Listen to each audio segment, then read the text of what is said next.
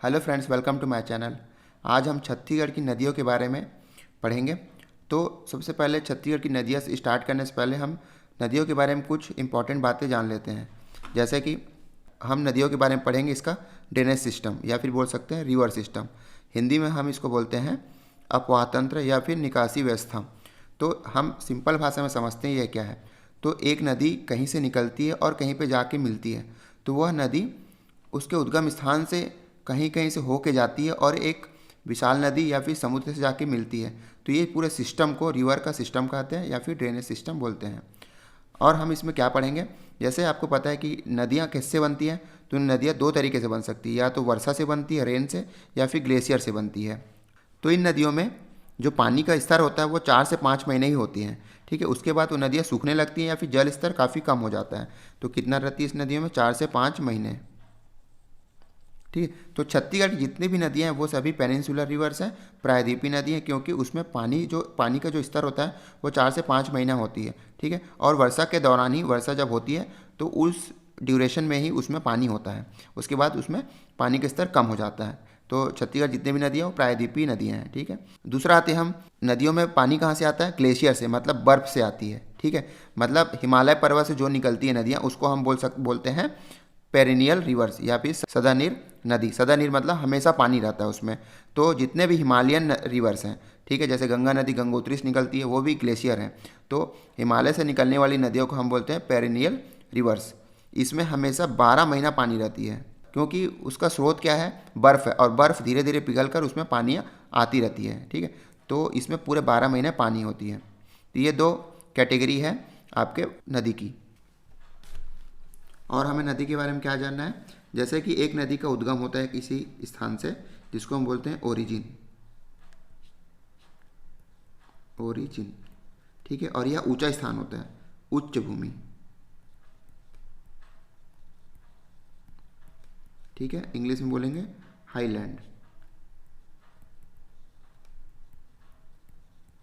कोई भी नदी होती है वो ऊंचे स्थान से निकलती है और नीचे स्थान की तरफ बहती है,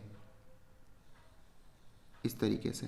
ठीक है, और जो उसका अंतिम स्थान होता है उसको हम बोलते हैं मुख, नदी का मुख। क्यों मुख बोलते हैं, क्योंकि एक बड़ी नदी में कई नदियाँ आके मिलती हैं, छोटी छोटी नदियाँ। तो उसका नदी का जो आकार होता है आखिरी में, जहाँ पर वो समुद्र से मिलने वाली होती है, वो बहुत ही बड़ा हो जाता है। तो मुंह की तरह खुला हुआ मानते हैं, तो इसलिए उसको हम बोलते हैं मुख या फिर एंड बोल सकते हो इंग्लिश में। यह मुख्य नदी है, मुख्य नदी।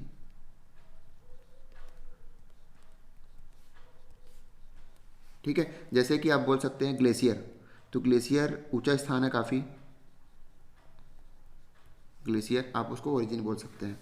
उसके बाद जैसे हम आते हैं, इसमें कई इसकी सहायक नदियाँ होती हैं, छोटी छोटी नदियाँ इसमें आके मिलती हैं इस मुख्य नदी में। ठीक है, तो इसको हम बोलते हैं सहायक नदियाँ, इसकी, इस मुख्य नदी की सहायक नदियाँ, सहायक नदियाँ, नदियाँ इंग्लिश में हम बोलते हैं ट्रिब्यूटरीज, ट्रिब्यूटरीज रिवर। ओके, और हम जान लेते हैं कि ये जो सहायक नदियाँ हैं इनके जो बीच का स्थान है, जैसे ये स्थान है, इसको हम बोलते हैं कैचमेंट एरिया, या फिर बोल सकते हैं नदी का जल ग्रहण क्षेत्र, जल ग्रहण क्षेत्र, कैचमेंट एरिया।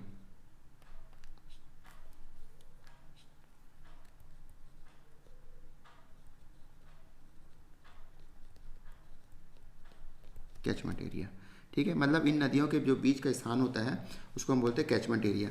जैसे, और ये आप यहाँ पर देख सकते हो, आप ये नदी कहीं पर जाके मिलती है, जैसे ये छोटी नदी है यहाँ पर आके मिलती है, तो जहाँ पर मिलती है उस क्षेत्र को हम बोलते हैं दोआब।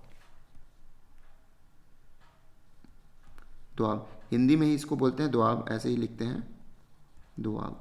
और यह स्थान काफ़ी उपजाऊ होती है, उपजाऊ होती है। ठीक है, मतलब ये जो क्षेत्र है ये सभी दोआब हैं, जो छोटी नदी मुख्य नदी से मिलती है, काफ़ी उपजाऊ होती है ये। ठीक है, अब देख लेते हैं कि अब इस बड़ी नदी से अगर कोई नदी बनती है, कोई अगर छोटी नदी बनती है, इस तरीके से कोई नदी बनती है, तो उसको हम बोलते हैं डिस्ट्रीब्यूटरीज।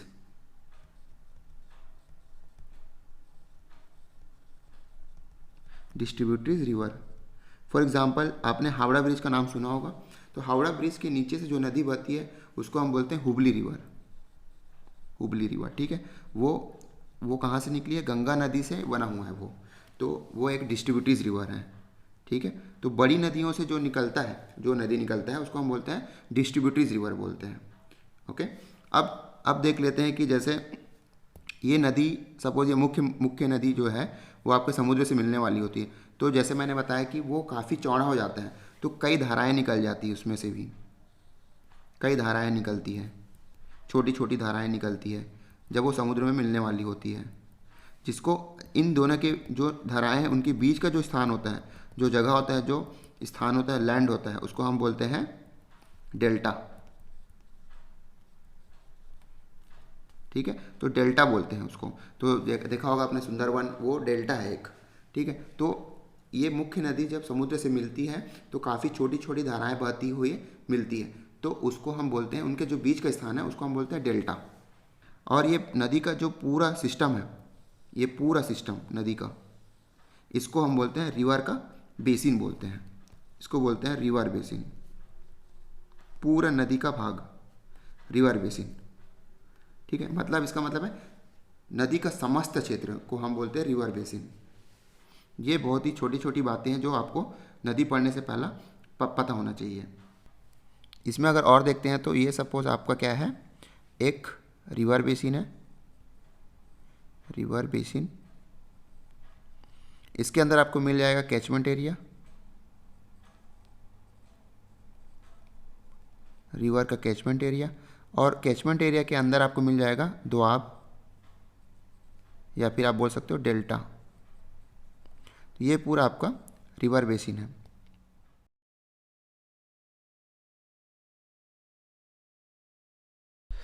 तो आगे चलते हैं, छत्तीसगढ़ की नदियों के बारे में जानते हैं। तो मैं सबसे पहले एक नक्शा ले लीजिए।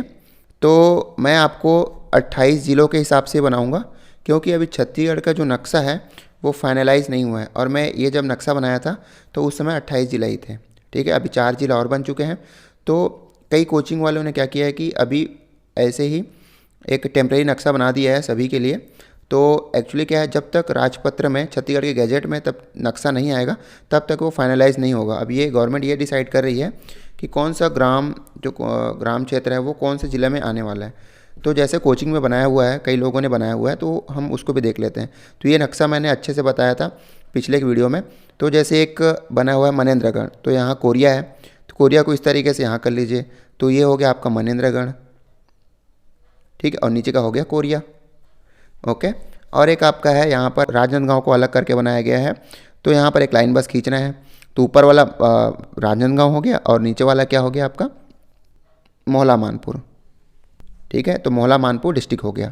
और एक महासमुंद से बनाया गया है सारंगढ़, तो बस यह महासमुंद है, यहाँ पर एक लाइन खींच दीजिए, ये हो गया आपका सारंगढ़, ठीक है। और एक आप बनाया गया आपका जांजगीर चांपा को काट के, तो जांजगीर चांपा को 2 भागों में काटा गया है, तो एक हो गया आपका जांजगीर और एक हो गया शक्ति।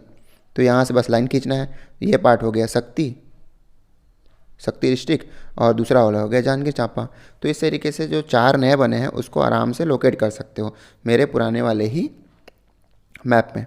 तो मैं क्या कर रहा हूँ, अभी हम एक फ्रेश नक्शा लेते हैं जिसमें छत्तीसगढ़ के नदियों के बारे में देखेंगे। और 28 ज़िलों के हिसाब से बता रहा हूँ, क्योंकि अभी गवर्नमेंट का नक्शा फाइनलाइज नहीं हुआ है। तो सबसे पहले हम पढ़ेंगे महानदी के बारे में, ठीक है। सबसे प्रमुख नदी महानदी, ठीक। तो हम बहुत ही डिटेल से पढ़ेंगे, लेकिन क्या है ना कि जब भी आप नदी पढ़ना स्टार्ट करते हैं तो बहुत सारी छोटी छोटी नदी होती है। जब एक साथ पढ़ना चालू करते हैं ना तो बहुत ही कन्फ्यूजन होता है और वो याद नहीं होता। तो हम मुख्य मुख्य बातें पढ़ेंगे पहले, उसके बाद ही धीरे धीरे डिटेल में जाते जाएंगे। तो पहले महानदी पढ़ते हैं, तो इसको बस याद रख लीजिए, इसको हम बोलते हैं छत्तीसगढ़ की गंगा, छत्तीसगढ़ की गंगा बोलते हैं इसको। दूसरा इसको बोलते हैं छत्तीसगढ़ की जीवन रेखा, जीवन रेखा, ठीक है। तो ये पूरे छत्तीसगढ़ की जीवन रेखा इसको हम कहते हैं। तो हम देख लेते हैं सबसे पहले महानदी। तो उद्गम स्थान से लेकर वो कहाँ कहाँ से होकर जाती है वो सब हम देखने वाले हैं इसमें। तो हम देखते हैं पहले महानदी के बारे में। तो महानदी निकलता है धमतरी से। तो ये धमतरी में एक जगह है जहाँ पर हम उसको बोलते हैं, इस जगह का नाम लिख लेते हैं पहले, सिहावा। सिहावा के सिंगी ऋषि पर्वत। कौन से पर्वत से निकलती है? सिंगी ऋषि, सिंगी ऋषि पर्वत। ठीक है, और यह है कहाँ? धमतरी में। तो धमतरी के सिहावा नाम के जगह पे सिंगी ऋषि पर्वत है, वहाँ से ये नदी निकलती है। तो इसके पीछे छोटी सी कहानी है। जो सिंगी ऋषि बोल रहे हो, तो ऋषि मतलब सिंगी ऋषि एक ऋषि मुनि का नाम है जो उस पर्वत पर तपस्या करते थे। तो वहाँ से इसका क्या कॉन्सेप्ट आया है कि उस समय में उस जगह पे सूखा पड़ा था, अकाल पड़ा था बहुत ज़्यादा। तो आसपास के लोगों ने मदद मांगने के लिए उस ऋषि मुनि के पास जाते हैं। तो बहुत सारे लोग जाते हैं और बहुत सारे हल्ला करते हुए जाते हैं, मतलब त्राहिमाम त्राहिमाम, हमको बचाइए इस सूखा से। तो क्या होता है ना, ऋषि मुनि का अचानक से सब लोग वहाँ पहुँच जाते हैं। ऋषि मुनि का जो कमंडल होता है जिसमें जल भरा होता है, ठीक है, वो क्या होता है, गिर जाता है। तो वो जो जल गिरता हुआ है वही महानदी बन जाता है। तो ये ऐसा थ्योरी है कि वो जो कमंडल गिरता है ना, तो वो पानी गिरता है ज़मीन पे और वही महानदी बन जाता है। तो ये इसके पीछे छोटी सी कहानी है जो आपको पता होना चाहिए। तो अब देख लेते हैं, जैसे ये सिंगी ऋषि पर्वत से निकलती है तो ये सबसे पहले कहाँ जाती है? कांकेर में जाती है। तो ये कांकेर हो गया आपका। तो कांकेर में एक उसके बाद होती है बालोद जाती है, फिर वापस ये धमतरी जाती है। तो ये कांकेर में एक नदी मिलती है जिसको हम बोलते हैं दूध नदी, दूध नदी। ठीक है, तो एक सहायक नदी पहला जो जुड़ती है वो दूध नदी कांकेर से। ठीक, उसके बाद हम जाते हैं, वापिस ये जाता है धमतरी, उसके बाद ये जाता है गरियाबंद जाता है। तो गरियाबंद में भी दो नदी मिलती है। तो एक तो पहला हो गया पैरी, दूसरा हो गया सोंढूर। तो ऐसा माना जाता है कि ये तीनों नदी एक जगह पे मिलती है, लेकिन जो पैरी नदी है, ये हो गया पैरी नदी, उसके बाद एक सोंढूर नदी आती है, वो पहले पैरी नदी पे मिलती है, देन उसके बाद वो महानदी पे मिलती है। तो ये हो गया आपका सोंढूर। और किस किस स्थान पे मिलता है? बहुत ही प्रसिद्ध स्थान है राजिम। तो ये तीनों नदी राजिम में मिलता है। ठीक है, तो ऐसा माना जाता है कि तीनों नदी एक जगह पे मिलती है। तो यहाँ पर त्रिवेणी संगम होता है। इतना जान लीजिए कि जहाँ पर भी त्रिवेणी संगम होता है वहाँ पर मंदिरों का निर्माण किया गया है। ठीक है, क्योंकि पानी वहाँ पर कभी कम नहीं होता। तो जो भी भक्त श्रद्धालु आते हैं उनको नहाने के लिए या फिर खाना बनाने के लिए कभी भी पानी की कमी नहीं होती। इसलिए जहाँ भी त्रिवेणी संगम होता है वहाँ बहुत बड़े बड़े बड़े मंदिर बनाए गए हैं। तो राजिम में ये त्रिवेणी संगम होता है, पैरी और सोंढूर का। उसके बाद आपका जो महानदी है वो जाता है महासमुंद पे, देन वापिस आता है रायपुर में, रायपुर से होते हुए बलौदा बाजार, देन उसके बाद ये जांजगीर चांपा। तो जांजगीर चांपा के सीधे जाता है, फिर उसके बाद ये उड़ीसा जाता है। ये उड़ीसा हो गया आपका। इस तरीके से ये नदी बहती है। तो इसमें और देख लेते हैं इसके प्रमुख सहायक नदी कौन कौन सी है। तो सबसे पहले महानदी, महानदी में एक महासमुंद से निकलती नदी जिसको हम बोलते हैं जोक नदी। तो ये जोक नदी इस जगह पे जाके मिलती है। ये जोक नदी है। क्या नदी है? जोक, जोक नदी। जोक मतलब क्या? चिपक जाना। तो वहाँ पर पहले ही ये कॉन्सेप्ट क्यों बता रहा हूँ, पहले ही ये जाके नदी महानदी मिल जाती है, क्योंकि यहाँ से एक और नदी मिलती है, इसको बोलते हैं हम लात नदी। ठीक है, लात नदी, लात नदी। तो कौन से स्थान पे मिलती है जोक नदी?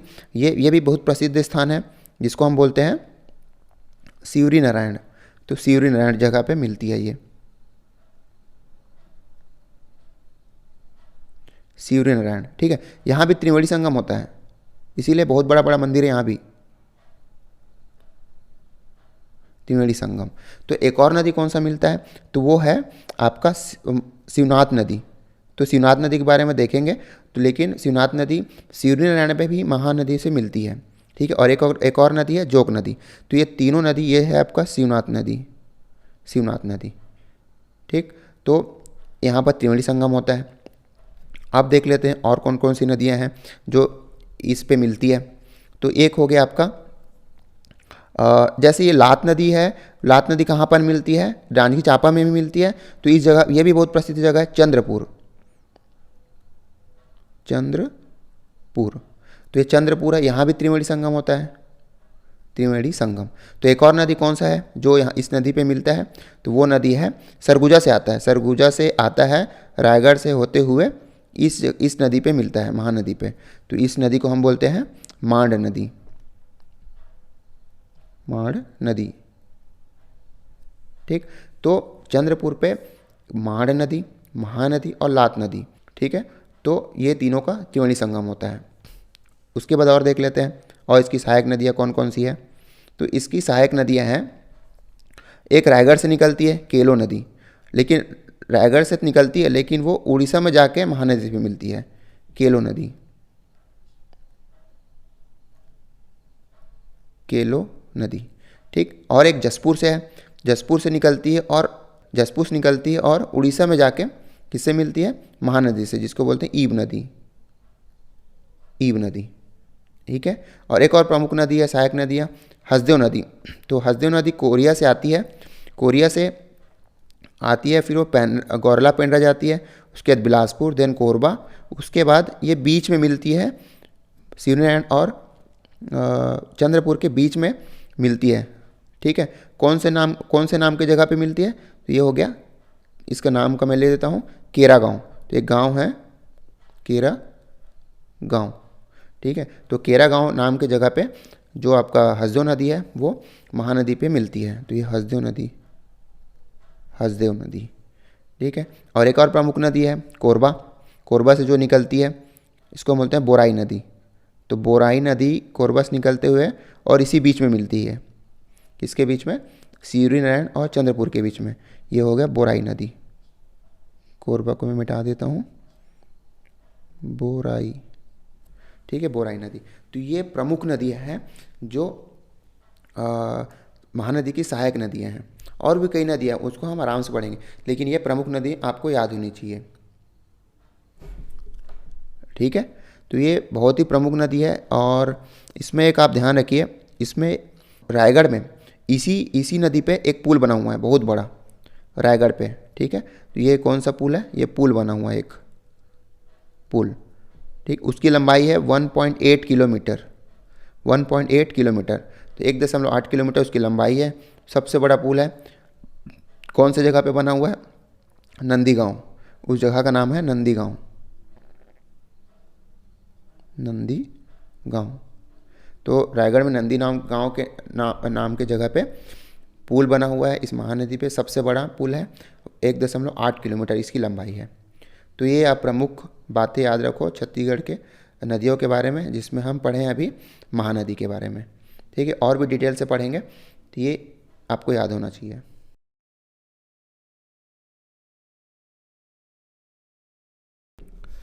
तो अब हम पढ़ने वाले छत्तीसगढ़ की दूसरी सबसे प्रमुख नदी, वो है शिवनाथ नदी। तो उसके लिए भी एक खाली नक्शा ले लेते हैं, शिवनाथ नदी। तो इससे पहले हम अब देखते हैं जो छत्तीसगढ़ की ये नदी है वो कहाँ से निकलती है। ये शिवनाथ नदी कहाँ से निकलती है, राजनांदगांव, राजनांदगांव से ये डायरेक्ट चली जाती है दुर्ग, दुर्ग से जाती है बेमेतरा, बेमेतरा से होते हुए ये जाती है बलौदा बाज़ार, बलौदा बाज़ार से देन मुंगेली, मुंगेली से होते हुए बिलासपुर, और बिलासपुर से होते हुए जांजगीर चांपा, जहाँ पर एक नदी आती है महानदी, वो कौन सी जगह पे मिलती है महानदी से, शिवनाथ नदी, शिवनारायण, यह मैंने आपको बता दिया था। देन ये फिर ये क्या बन जाती है, महानदी, महानदी चले जाती है फिर आपका उड़ीसा। और ये बात आप जान लो कि ये उड़ीसा में संबलपुर में एशिया या फिर वर्ल्ड का बोल सकते हो लॉन्गेस्ट डैम बना हुआ, हीराकुंड डैम। ठीक है, लॉन्गेस्ट, सबसे लंबा, इसकी लंबाई है लगभग उस डैम की 25 किलोमीटर है। तो ये वर्ल्ड का सबसे लंबा डैम है। ठीक है, तो याद रखिए। उसके बाद ये महानदी कहाँ चली जाती है, बंगाल की खाड़ी में विसर्जित हो जाती है। इसको लिख लेते हैं। तो कौन सा जगह पे निकलती है, ये अंबागढ़ चौकी से निकलती है, अंबागढ़ चौकी। तो ये कहाँ से निकलती है, अंबागढ़ चौकी। तो इसमें यहाँ पर एक पर्वत है पानाबरस, तो ये पानाबरस की पहाड़ी, तो ये पानाबरस की पहाड़ी से निकलती है, और यह है क्या, राजनांदगांव में। ठीक है, तो अंबागढ़ चौकी के पानाबरस की पहाड़ी से ये शिवनाथ नदी निकलती है। अब जैसे ही ये आपका दुर्ग जाता है तो यहाँ पर दो नदी मिलती है। तो एक नदी है जो आपका बालोद से निकलती है और सीधे जाके शिवनाथ नदी में मिल जाती है। तो ये एक सहायक नदी है, कौन सी नदी है, खरखरा, खरखरा। तो ये खरखरा नदी है, कहाँ से निकलती है? बालोद से निकलती है और दुर्ग में शिवनाथ नदी से मिल जाती है। यहाँ पर एक और नदी निकलती है जिसको हम बोलते हैं खारून। तो खारून डायरेक्ट रायपुर चले जाता है, रायपुर से होते हुए ये बलौदा बाजार में जाके शिवनाथ नदी से मिलता है। ठीक है, तो ये खारून नदी आपने रायपुर में देखा होगा, एक बहुत प्रसिद्ध स्थान है महादेव घाट। तो महादेव घाट खारून नदी में ही बना हुआ है। ठीक है, शिव मंदिर है। तो ये खारून जो नदी है ये बालोद से निकलता है, रायपुर से होते हुए बलौदा बाजार पे मिलता है। क्या है? खारून, खारून नदी। ठीक है, और यहाँ पर जो दुर्ग में एक और नदी मिलती है जिसको हम बोल सकते हैं, जो कांकेर से निकलती है, तांदुला नदी कांकेर से निकलती है और बालोद से होते हुए ये कहाँ मिलती है? दुर्ग में। तो इसको बोलते हैं तांदुला नदी। कौन सी नदी है? तांदुला। तो ये सभी दुर्ग में मिलती है। ठीक है, तो लेकिन यहाँ पे याद रखिए, इसमें क्या इंपॉर्टेंट बात है कि इस नदी में एक बांध बना हुआ है, तांदुला डैम। ठीक है, तो तांदुला डैम कांकेर में नहीं बना हुआ है, वो कहाँ बना हुआ है? बालोद में। तो यहाँ पर एक डैम बना हुआ है, इसका नाम है तांदुला।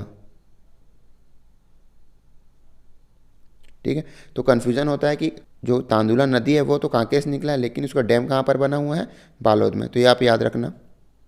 उसके बाद आ जाते हैं, तो यहाँ पर जो कवर्धा है, तो कवर्धा से बहुत सारी नदी निकलती हैं जो शिवनाथ नदी मिलती हैं। तो सबसे पहले हम बना लेते हैं हाफ नदी। तो हाफ नदी आपका जो है कवर्धा से निकलता है और डायरेक्ट बेमेतरम जाके वो मिल जाता है। तो ये नदी का नाम हो गया हाफ नदी, हाफ नदी। ठीक है, एक और नदी निकलती है जिसका नाम है आगर। तो आगर जो नदी है वो आगे चले जाता है, ऐसे याद रख सकते हैं, मुंगेली तरफ। तो इसके बारे में पढ़ते हैं हम। अब एक और नदी निकलती है यहाँ से, आमनेर। तो आमनेर कहाँ जाता है? राजनांदगांव में आता है। उसके बाद इसमें दो नदी और मिलती हैं। कौन सी दो नदी हैं? मुस्का और पिपरिया। कौन से स्थान पे मिलती है? एक नाम है खैरागढ़। तो खैरागढ़ नाम के जगह पे दो नदी मिलती है इससे, खैरागढ़। ठीक है, तो कौन कौन सी नदी है? मुस्का एंड पिपरिया।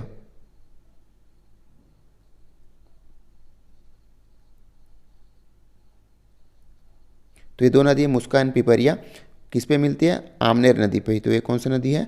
आमनेर, आमनेर नदी। ठीक है, उसके बाद ये डायरेक्ट चले जाती है, देन मुड़ के फिर जाती है। ठीक है, कहाँ जाती है ये? बेमेतरा। बेमेतरा में शिवनाथ नदी से मिलती है। ठीक है, ये दुर्ग नहीं जाती है। तो रांजनगांव आती है आमनेर नदी, उसके बाद सीधा कहाँ चली जाती है? बेमेतरा में शिवनाथ नदी पे मिल जाती है। तो यहाँ पर त्रिवेणी संगम बन रहा है खैरागढ़ में, ये भी याद रखना है आपको, त्रिवेणी संगम बन रहा है। ठीक है, तो जैसे कि मैंने बताया कि एक आगर नदी है, एक इसमें एक नदी है, क्या है? आगर। कहाँ से निकलती है? कवर्धा से। तो ये कवर्धा मुंगेली आगे चली जाती है मुंगेली साइड में। अब मुंगेली पे इस नदी पे एक और नदी मिलती है, मुंगेली से ही निकलती है, जिसका नाम है मनियारी। ठीक है, मनियारी नदी किस में मिलती है? आगर नदी पे। तो ये जो अब ये जो आगर नदी है वो मनियारी नदी हो जाता है। ठीक है, तो आगर नदी मनियारी नदी की सहायक नदी है और ये मनियारी नदी अब बिलासपुर में जाके शिवनाथ नदी से मिलती है। तो किस स्थान पे मिलती है? बहुत ही प्रसिद्ध स्थान है ताला गाँव। तो ताला गाँव नाम के स्थान पे मिलती है। ठीक है, जो बहुत प्रसिद्ध है, बहुत ही पौराणिक जगह है। तो उसके बारे में हम बाद में पढ़ेंगे। तो अब याद रखो कि जो मनियारी नदी है वो उस पर पहले आगर नदी मिलता है मुंगेली पे, देन वो कहाँ जाके मिलता है? ताला गाँव में, बिलासपुर के। तो याद रखना है आपको। तो ये तीन नदी कहाँ से निकलता है? कवर्धा से। आगर नदी जो आगे चले जाता है मुंगेली साइड, जिसमें मनियारी नदी मिलता है। फिर ये मनियारी नदी ताला गाँव में बिलासपुर में मिलती है शिवनाथ नदी से। दूसरा है मैंने बताया हाफ नदी। हाफ नदी कहाँ पर मिलती है? डायरेक्ट जैसे कवर्धा से निकलती है और बेमेतरा में शिवनाथ नदी से मिल जाती है। ठीक है, उसके बाद आमनेर नदी बताया मैंने। आमनेर नदी पहले राजनांदगांव में आती है, खैरागढ़ नाम के जगह पे, जहाँ पर दो नदी और मिलती है, मुस्का और पिपरिया। ठीक है, तो यहाँ पर त्रिवेणी संगम बनता है, तीनों नदी का संगम हो रहा है, तो त्रिवेणी संगम। उसके बाद ये बेमेतरा जाता है और शिवनाथ नदी पे मिल जाता है। तो ये शिवनाथ नदी की सहायक नदियाँ हैं। ठीक है। और देख लेते हैं इसकी सहायक नदियाँ।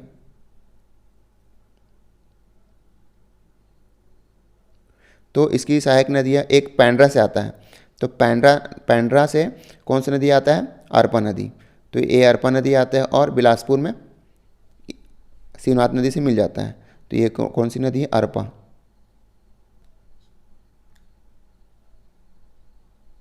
तो अरपा नदी पेंड्रा से निकलती है और बिलासपुर में शिवनाथ नदी से मिल जाती है। और इसकी प्रमुख नदियां हैं, जो सहायक नदियां हैं वो है, एक आती है कोरबा से, तो कोरबा से आती है जिसको हम बोलते हैं लीलागढ़, ठीक है। और राज जांजगीर और बिलासपुर के बाउंड्री पे ये नदी मिल जाती है, किससे? शिवनाथ नदी से। तो ये है लीलागढ़। तो एक लीलागढ़ इसकी भी सहायक नदियाँ हैं। इसके बाद एक छोटी नदी है, बलौदाबाजार से निकलती है और ये जाके कहाँ पर मिलती है? बेमेतरा पे शिवनाथ नदी से मिलती है, जिसका नाम है जामुनिया। तो ये जामुनिया नदी बलौदाबाजार से निकलती है और शिवनाथ नदी पे मिलती है बेमेतरा में, ठीक है। तो इसको कैसे याद रखेंगे? ये आ चुका है कई बार। तो जैसे जामुनिया है, जामुन, तो जामुन कहाँ मिलता है? बाजार पे। तो ऐसे याद रख सकते हैं, बाजार पे क्या मिलता है? जामुन। तो जामुनिया नदी बलौदाबाजार से निकलती है, ठीक है। तो ये प्रमुख प्रमुख सहायक नदियाँ हैं किसके? शिवनाथ नदी की। तो ये आपको याद रखना है। इसके साथ ही साथ मैं और बता देता हूँ आपको कि जो आपका जो कवर्धा है, वहाँ से 3 नदी तो निकला है, आगर, आमनेर और हाफ नदी, और उसके साथ ही साथ और 2 नदी निकला हुआ है, ठीक है। जो कौन कौन सी नदी हैं वो देख लेते हैं। तो ये एक नदी आता है और ये वेस्ट फ्लोइंग है, ठीक है, मतलब पश्चिम की तरफ बह रही है, वेस्ट फ्लोइंग बोलते हैं इसको, बाकी सब ईस्ट फ्लोइंग है। तो ये जो 2 नदियां हैं, एक है आपका बंजर, दूसरा है ताड़ा। तो ये नदी किससे मिलती है? नर्मदा नदी से मिलती है, ठीक है। तो नर्मदा नदी इस तरह से एमपी में बह रही है, उस पर जाके मिलती है, ठीक है, ये नर्मदा। तो बंजर और ताड़ा कवर्धा से निकलती हैं और नर्मदा नदी में जाके मिल जाती है। तो ये कौन सा? वेस्ट फ्लोइंग नदी है, ठीक है, पश्चिम की तरफ बह रही है, पश्चिम की तरफ बह रही है। तो ये आपको याद रखना है। तो 5 नदी तो कवर्धा से निकल रहे हैं, एक तो बंजर और ताड़ा, ठीक है, जो नर्मदा नदी में मिल रहे हैं, और 3 कौन सा हो गए? आगर, हाफ और आमनेर, जो शिवनाथ नदी में मिलता है, ठीक है। तो ये प्रमुख प्रमुख सहायक नदियाँ हैं किसकी? शिवनाथ नदी की। और ये शिवनाथ नदी कहाँ पर मिलता है भाई? तो ये शिवरीनारायण नाम का जगह है, जहाँ पर वो महानदी से मिलता है, ठीक है। तो मैंने बता दिया था, ये जो मैंने बताया था ये महानदी है, ठीक। और ये जो स्थान है वो कौन सा है? शिवरीनारायण है, शिवरीनारायण, ठीक है, जांजगीर चांपा का। तो ये आपको याद रखना है, जो ये प्रमुख प्रमुख सहायक नदी हैं जिसको हमको याद रखना है।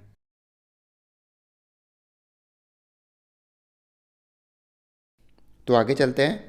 अब हम देखने वाले छत्तीसगढ़ की तीसरी प्रमुख नदी जो है इंद्रावती नदी, ठीक है। तो अभी तक हमने देखा है महानदी और शिवनाथ नदी, ये दोनों मैदानी क्षेत्र में बहती है, ठीक है, मतलब छत्तीसगढ़ के मैदान में बहने वाली नदी है, छत्तीसगढ़ के जो मध्य क्षेत्र है उसमें बहती है। अब आ जाते हैं हम इंद्रावती, जिसके लिए हम सेपरेट एक नक्शा ले लेते हैं। तो हम पढ़ने वाले हैं इंद्रावती, ठीक है। तो ये इंद्रावती नदी दंडकारण्य क्षेत्र में बहती है। तो हम नीचे आ जाते हैं डायरेक्ट इस क्षेत्र पे, ठीक है। तो हम थोड़ा सा इसको थोड़ा रफ कर लेते हैं, क्योंकि हमको बस नदी बनाना है। ये बीजापुर है, आप याद रखिए कि ये बीजापुर है, ओके। बस्तर, कोंडागांव से भी हटा लेते हैं। तो इंद्रावती नदी को पढ़ने से पहले हम कुछ राज्य के सीमा बना लेते हैं। जैसे मैं यहाँ से अगर लाइन ड्रॉ करता हूँ तो ऊपर वाला क्या हो जाएगा? महाराष्ट्र, MH, ठीक है। और यहाँ से मैं अगर ये लाइन बनाता हूँ तो ये हो जाएगा तेलंगाना, ओके। और यहाँ से मैं अगर एक लाइन ड्रॉ करता हूँ तो ये हो जाएगा AP, आंध्र प्रदेश। और इधर वाला आपका है ओडिशा। तो इस नदी स्टार्ट करने से पहले मैं एक नदी बनाना चाहता हूँ जो आता है आपका महाराष्ट्र से। तो महाराष्ट्र से इस तरीके से बहते हुए वो आता है, छत्तीसगढ़ से टच नहीं करता, बाहर से ही चले जाता है। तो ये कौन सी नदी का नाम है? इस नदी का नाम है गोदावरी नदी, गोदावरी नदी। और ये कहाँ से आता है? नासिक से। तो नासिक में एक स्थान है त्रिंबकेश्वर। त्रिंबकेश्वर नासिक, ठीक है। और ये नासिक कहाँ पर है? महाराष्ट्र से। तो ये गोदावरी नदी आती है त्रिंबकेश्वर नासिक से। अब हम स्टार्ट करते हैं पढ़ना इंद्रावती नदी। तो इंद्रावती नदी कहाँ से आती है? छत्तीसगढ़ में उसका उद्गम स्थान नहीं है, वो आती है आपका उड़ीसा से। तो उड़ीसा से इस तरीके से बहती हुई आती है, बस्तर में प्रवेश करती है, फिर आपका आती है दंतेवाड़ा, फिर बीजापुर, फिर ये जो है आपका जो गोदावरी नदी पे कहाँ पर मिलती है? महाराष्ट्र, तेलंगाना और छत्तीसगढ़ के बॉर्डर पे जो आपका इंद्रावती नदी है वो गोदावरी नदी से मिलती है। तो इस स्थान का नाम क्या है जहाँ पर ये जो आपकी इंद्रावती नदी है वो गोदावरी नदी से मिलती है? उस जगह का नाम है भद्रकाली। भद्रकाली ये कहाँ पर है? ये महाराष्ट्र, तेलंगाना और छत्तीसगढ़ के बॉर्डर पे है। तो ये आप याद रख लीजिए, भद्रकाली नाम की जगह पे इंद्रावती नदी गोदावरी नदी से मिलती है। मतलब इंद्रावती नदी गोदावरी नदी की सहायक नदी है। अब ये देख लेते हैं ये किस स्थान से निकला हुआ है। तो ये एक क्षेत्र है उड़ीसा में, कालाहांडी। तो ये कालाहांडी क्षेत्र से, या जिला बोल सकते हो, कालाहांडी जिला है, वहाँ से निकलता है। और किस पर्वत से निकलता है? मुंगेर पर्वत। तो अब याद रखिए, तो इंद्रावती कहाँ से निकलती है? कालाहांडी क्षेत्र के मुंगेर पर्वत से निकलती है, ठीक है। अब इसकी सहायक नदी देख लेते हैं धीरे धीरे। तो सबसे पहले मैं सहायक नदी बनाता हूँ जो दंतेवाड़ा से निकलती है। तो दंतेवाड़ा से दो नदी निकलती है, एक है आपका शंखनी नदी और एक है डंकनी नदी। तो शंखनी नदी निकलती है और दंतेवाड़े पे ही इंद्रावती से मिल जाती है। तो ये हो जाएगा शंखनी नदी, ठीक है। और एक नदी यहाँ से निकलती है जो पहले शंखनी नदी में मिलती है, उसके बाद वो इंद्रावती नदी से मिलती है। तो ये इसका नाम है डंकनी। तो ये बोल सकते हैं हम कि जो डंकनी नदी है वो शंखनी नदी की सहायक नदी है। और यहाँ पर एक हमको याद रखना है कि जो शंखनी नदी है सबसे दूषित नदी है। तो ये दूषित नदी क्यों कहलाता है? क्योंकि सब छत्तीसगढ़ की सबसे दूषित नदी शंखनी नदी को बोलते हैं। क्यों बोलते हैं? अगर आप उस क्षेत्र में जाते हैं और शंखनी नदी को देखते हैं तो वो पूरा लाल रंग का दिखाई देता है, ठीक है। पानी का रंग लाल रहता है। तो लाल किस कारण से होता है? उस क्षेत्र में काफ़ी ज़्यादा खनन होता है और खनन में निकली हुई पानी को वो डायरेक्टली नदी पे बहा देते हैं, ठीक है। इसलिए जो नदी का रंग हो जाता है वो लाल हो जाता है, ठीक है। और उस क्षेत्र में रहने वाले लोगों को काफ़ी दिक्कतें आती है, ये भी समस्या है। तो इस तरीके से छत्तीसगढ़ सबसे दूषित नदी ये हो जाती है शंखनी नदी। तो आप याद रखिए। उसके बाद हम आते हैं कोंडागांव। तो कोंडागांव से दो नदी निकलती है, एक है बोर्डिंग और दूसरा है नारंगी। तो बोर्डिंग नदी बस्तर से होते हुए दंतेवाड़े पे मिल जाती है। तो ये पहला नदी है बोर्डिंग। तो मैं लिख लेता हूँ बोर्डिंग। तो मैं यहाँ लिख लेता हूँ, ये कौन सी नदी है? बोर्डिंग। दूसरी नदी है, ये भी कहाँ से निकलती है? कोंडागांव से निकलती है बस्तर से होते हुए। ये भी किस में मिल जाती है? इंद्रावती नदी से। तो दूसरी नदी का नाम क्या है? नारंगी।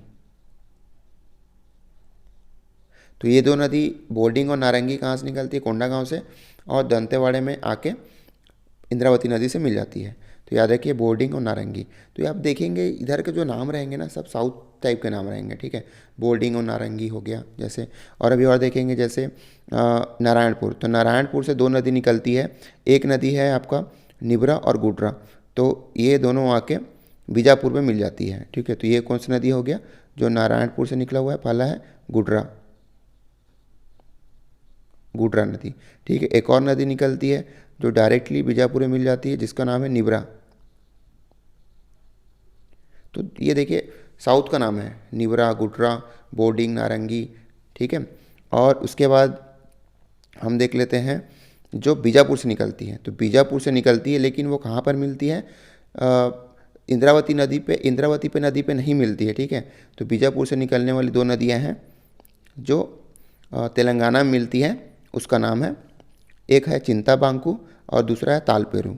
तो एक और नदी बना लेते हैं तो देखिए ये बीजापुर से निकलता तो है, लेकिन वो तेलंगाना में जाके गोदावरी नदी से मिलता है। तो एक है आपका चिंतावांगू, तो पहले वाले का नाम लिख लेता हूँ मैं,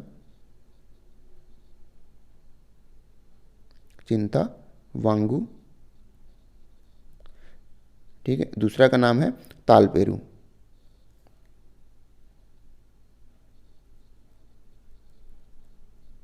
चिंतावांगू तालपेरू। ठीक है, और देख लेते इसकी सहायक नदियाँ कौन कौन सी हैं। तो दो नदियाँ निकलती हैं कहाँ से, राजनांदगांव से। एक है आपकी कोटरी नदी, तो कोटरी नदी निकलती है राजनांदगांव से, और वो कांकेर से होते हुए नारायणपुर से होते हुए बीजापुर में आके मिल जाती है इससे। तो ये कौन सी नदी है, कोटरी, कोटरी नदी। ठीक है, एक और नदी निकलती है बाघ नदी, लेकिन बाघ नदी डायरेक्टली इंद्रावती नदी से नहीं मिलती। तो बाघ नदी किस में मिलती है, एक नदी आती है एमपी से, आती है वेनगंगा नदी। ठीक है, और वेनगंगा नदी ये आपका हो गया वेनगंगा, वेनगंगा कहाँ से आ रही है, एमपी से। ठीक है, इस नदी पे बाघ नदी मिलती है पहले, कहाँ पर, एमपी में ही। तो ये हो गया बाघ नदी,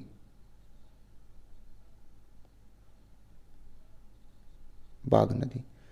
ठीक, तो एक और नदी है जो उड़ीसा से निकलती है और गोदावरी नदी में मिलती है। तो उड़ीसा से निकलती है, लेकिन ये छत्तीसगढ़ को टच करती है, छत्तीसगढ़ के बॉर्डर में बहते हुए एपी में, एपी में किस नदी से मिलती है, गोदावरी नदी से, जिसका नाम है सबरी नदी,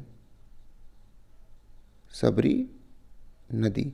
तो किस स्थान से निकलती है ये भी याद रखना है आपको। तो ये कोरापुट क्षेत्र से, कोरापुट, तो कोरापुट क्षेत्र से सबरी नदी निकलती है, जो कहाँ पर है, उड़ीसा में। ठीक है, और छत्तीसगढ़ के बॉर्डर से बहते हुए ये आंध्र प्रदेश में गोदावरी नदी से मिल जाती है। इसमें एक और बात याद रखनी है कि इसी नदी पे छत्तीसगढ़ का एकलौता नदी है जिसमें जल परिवहन होता है, मतलब वाटर बोट चलते हैं जिससे हम पैसे देके उस पर ट्रेवल कर सकते हैं, एक जगह से दूसरे स्थान जा सकते हैं, जिसको हम लोकल लैंग्वेज में बोलते हैं फेरी चलता है, फेरी। तो हम फेरी चलते हैं यहाँ पर, तो जल परिवहन, जल परिवहन होता है। ठीक है, जैसे रोड में चलता है ऑटो, ठीक है, वैसे ही वहाँ नाव चलते हैं किराए पे। तो इस नदी के प्रमुख प्रमुख नदियाँ इतने ही हैं। कौन सी नदी है, ये इंद्रावती नदी, जो आपको याद रखने हैं।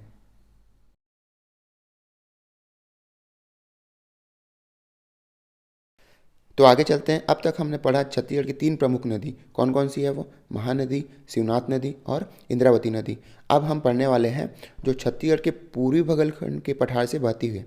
ठीक है, और वो किसका भाग है, सोन नदी का भाग है। सोन नदी या फिर बोल सकते हैं ब्राह्मणी नदी। और अल्टीमेटली सोन नदी किसका भाग होता है, गंगा नदी। तो आप ये बोल सकते हैं कि हमारी छत्तीसगढ़ की कौन कौन सी नदियाँ हैं जो गंगा नदी से जाके मिलती है। पहले वो सोन नदी पे मिलती है, फिर सोन नदी से होते हुए वो गंगा नदी से मिलती है। तो उसके लिए एक सेपरेट नक्शा ले लेते हैं, और हम पढ़ने वाले हैं आज सोन नदी और ब्राह्मणी नदी। कौन कौन सी छत्तीसगढ़ की नदियां हैं जो सोन नदी से मिलती है, और साथ ही साथ हम पढ़ेंगे ब्राह्मणी नदी, ब्राह्मणी नदी। तो इन दोनों नदियों के बारे में देखेंगे। तो उससे पहले मैं कुछ राज्यों के सीमा बना लेता हूँ। जैसे कि मैं अगर यहाँ से मैं ऐसा ड्रॉ करता हूँ, तो ये हो जाएगा, इस साइड वाला जो हो जाएगा एमपी, मध्य प्रदेश, और एक और लाइन ड्रॉ करता हूँ ऐसे, तो ये हो जाएगा यूपी, उत्तर प्रदेश, और इधर हो जाएगा झारखंड, जेएच।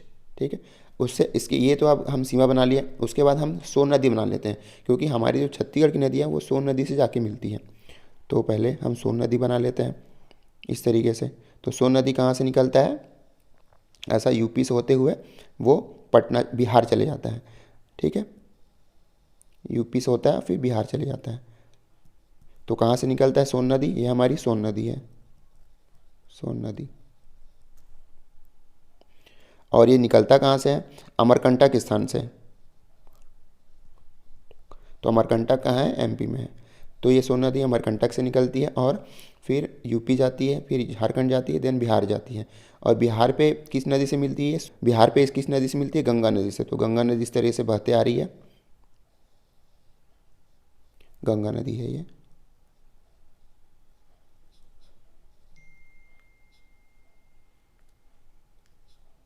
तो ये गंगा नदी है आपका, गंगा नदी। और ये सोन नदी बिहार के किस स्थान पे मिलती है? पटना नाम के स्थान पे, पटना बिहार। तो पटना नाम के स्थान पे ये सोन नदी गंगा नदी से मिलती है। तो ये हमको मोटा मोटा याद रहना चाहिए कि ये जो सोन नदी है ना, जिस जिस जिस जिस पे हमारे छत्तीसगढ़ की नदियाँ मिलती है, उसके बारे में थोड़ा बहुत पता होना चाहिए। तो ये मैंने बता दिया। अब देख लेते हैं छत्तीसगढ़ की कौन कौन सी नदियाँ हैं जो सोन नदी से मिलती है, फिर वो जाके बाद में गंगा नदी से मिलती है। तो पहले बना लेते हैं हम, कोरिया से निकलती है। तो कोरिया नदी से दो नदी निकलती है, गोपद और बनास। तो उसको बना लेते हैं हम पहले। तो एक हो जाएगा आपका गोपद, इस तरीके से बहती हुई कहाँ पर मिलती है? ये एमपी में जाके सोन नदी से मिलती है। तो ये हो गया बनास। बनास। एक और नदी निकलती है गोपद, तो ये निकलती है, ये भी कोरिया से निकलती है, लेकिन ये पहले बनास नदी में मिल जाती है पहले ही, उसके बाद सोन नदी से मिलती है। तो ये हो जाती है गोपद। ठीक है, तो दो नदी निकलती है, गोपद और बनास, जो सोन नदी पे जाके मिलती है। अब एक नदी है रिहंद नदी, जो जसपुर जिला से निकलती है इस तरीके से, लेकिन ये एमपी में नहीं मिलता, ये यूपी में जाके मिलता है ये नदी। तो कौन सी नदी है ये? रिहंद। तो ये नदी सूरजपुर से होते हुए और यूपी में जाके ये सोन नदी से मिलती है। अब देख लेते हैं तीसरी चौथी नदी जो है जसपुर से निकलता है। कौन सी नदी? कन्हार। तो जसपुर से निकलता है और ये कहाँ जाता है? झारखंड जाता है, और झारखंड पे इस नदी पे मिलता है, सोन नदी पे।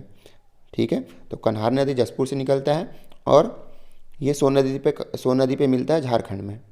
तो ये चार प्रमुख नदियां हैं जो सोन नदी से मिलता है और बाद में वो गंगा नदी से मिलता है।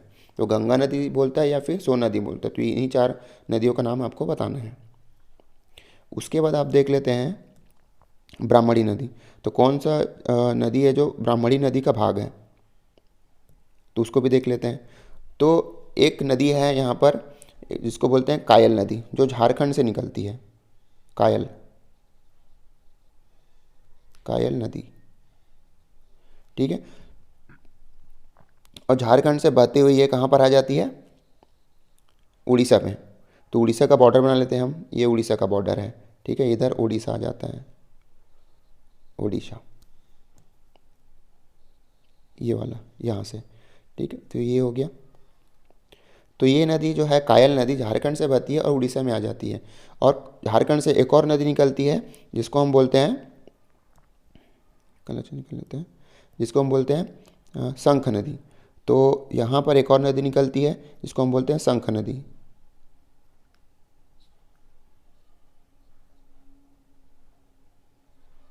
शंख नदी कहाँ से निकलती है? झारखंड से, लेकिन वो बहते हुए जसपुर को क्रॉस करती है, जसपुर से टच करती है और इसी नदी पे मिल जाती है, कायल नदी पे। ठीक है, अब ये कायल नदी और शंख नदी जो उड़ीसा में मिलती है, दोनों मिला के बनाते हैं अब इसको ही हम क्या बोलते हैं? ब्राह्मणी नदी। ब्राह्मणी नदी। तो ब्राह्मणी नदी दो नदी का मिक्सचर है। कौन कौन सा? शंख नदी और कायल नदी। तो छत्तीसगढ़ में इस नदी का भाग कौन सा हो गया? शंख नदी। बस टच करती है, वो जसपुर से होके जाती है, इसलिए इसको भी हम छत्तीसगढ़ का भाग मानते हैं, शंख नदी को। तो ये हो गया ब्राह्मणी नदी का भाग। तो आपको जैसे क्वेश्चन पूछता है कि कौन सी नदी ब्राह्मणी नदी से मिलता है, तो शंख नदी एक ही नदी है। ठीक है, और वो किसका मिक्सचर है? दो नदियों का मेल है, एक शंख नदी और कायल नदी का। तो आप इस तरीके से इसको याद रख सकते हैं। तो ये गंगा नदी बोल सकते हैं या सोन नदी या फिर ब्राह्मणी नदी। तो ये ऊपर की जो नदियाँ हैं ये इनके भाग हैं, तो ये आपको पता होना चाहिए।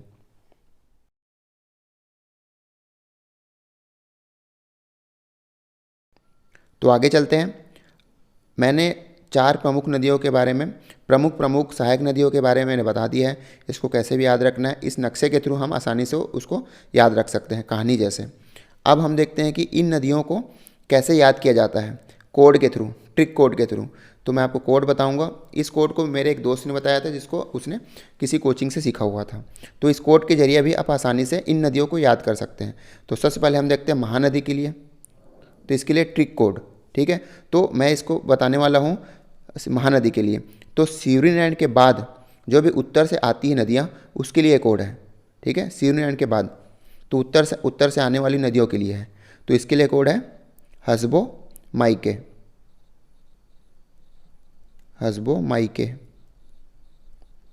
तो ये कोड आपको कई बार पढ़ना है, कई बार रटना है, इसको मगिंग मगिंग ही करना है इसको, ठीक है, रटना है कई बार। हसबो माइके, ह से क्या हो जाएगा, हस से हसदेव, ठीक है।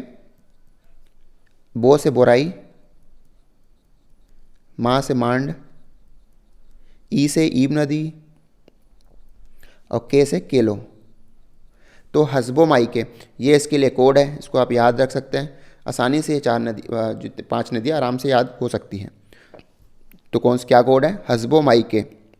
इसको सुबह शाम आप रटिए 4-5 बार, आपको आसानी से याद हो जाएगा। अब देख लेते हैं दूसरी नदी के लिए, हम देख लेते हैं शिवनाथ नदी के लिए। तो शिवनाथ नदी में दो तरफ से नदियाँ आती हैं। एक तो हो गया आपको ऊपर से नीचे की ओर आती है और एक नीचे से ऊपर की तरफ जाती है, ठीक है। तो इसके लिए कोड बता देता हूँ आपको, ऊपर से आने वाली नदियों के लिए, ठीक है। तो इसके लिए कोड है आपका आहा आम अली। कौन सा कोड हो गया, आहा आम अली। क्या कोड है, ये कोड आपको याद रखना है, कई बार इसको पढ़िए दिन में। आहा आम अली, तो आहा से क्या हो जाएगा, आ से आमनेर, ओके, आ से आमनेर, हा से हाफ नदी, आ से फिर क्या आ जाएगा, आगर, म से मनियारी, आ से अरपा और ली से लीलागर। तो आहा आम अली, इस कोड के थ्रू आप ऊपर से आने वाली नदियों को आराम से याद कर सकते हैं शिवनाथ नदी के लिए, ठीक है। तो शिवनाथ नदी पानाब्रत से निकलती है और शिवरीनारायण में महानदी से मिलती है। तो ऊपर से जो जो नदी आ रहा है वो उसको आहा आम अली, इस कोड से हम आराम से याद रख सकते हैं। तो कुछ नहीं है, आहा आम अली, बस इसको बहुत बार रटिए, आराम से बन जाएगा। और नीचे से आने वाली नदियों को जैसे यहाँ पर देख सकते हो, तो इसके लिए कोड है खत खुंजा, खत खुन जा, खत खुंजा। ख से क्या हो गया, खरखरा, त से तांदुला, फिर खारून, ठीक है, और जा से जामुनिया। तो खत खुंजा, इस कोड को आपको कई बार पढ़ना है। तो नीचे से आने वाली नदियों को आप बता सकते हो, किसके लिए, शिवनाथ नदी के लिए, खत खुंजा, ठीक है। खत खुंजा आप बोलते रहेंगे तो याद हो जाएगा आराम से। तो ये एक ट्रिक कोड है, इसको आप इसके जरिए भी आप आसानी से इस नदियों को याद कर सकते हैं। उसके बाद देख लेते हैं सोन नदी के लिए। तो ये सोन नदी में कौन कौन सी नदियाँ मिलती हैं, तो ये सोन नदी आपको पता है, तो ये कन्हार, गोपद, बनास और रिहन। तो इसके लिए भी आपको मैं कोड बताता हूँ, उसको आप आसानी से याद रख सकते हैं। तो इसके लिए है एक कोड बताता हूँ आपको, हाँ, इसके लिए कोड है कान्हा। कान्हा मतलब कृष्ण भगवान हो गए और वो ग्वाले थे, तो कान्हा गोबर ला। तो कान्हा को बोल रहे हैं हम गोबर को लाने के लिए, ठीक है। तो कान्हा गोबर ला, तो इसके लिए कोड है। तो का से क्या हो जाएगा, कन्हार, गो से क्या हो जाएगा, गोपद, ब से बनास, कान्हा गोबर ला, र से रिहंद, ठीक है।